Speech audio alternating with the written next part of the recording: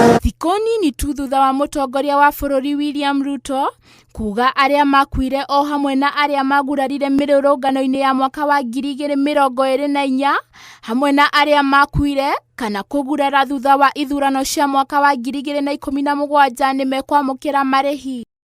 Komishoni ya kũrũĩra ihoto cia mũingĩ KNHRC rĩu nĩmambĩtie mũbango wa kuoya mateta ma arĩa mahutirio. So what we are hoping to do is to finish this first phase of collecting information by the first week of April. So that's in about 3 weeks, to allow those who had not reported anywhere to come to us to report and to also give us time to verify the information that they will give us.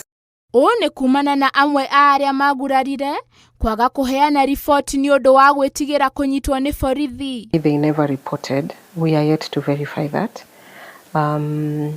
They say part of the reasons they didn't want to report is because then they were required to report to the police.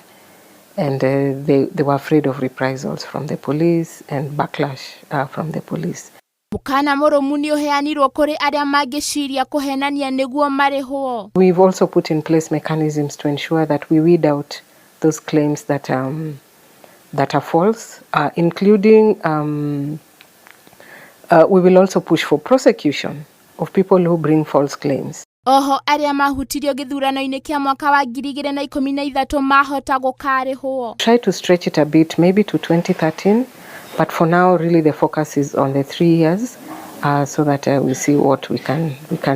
Ngĩribotera Inooro TV, njĩtagwo Njoki wa Mwangi.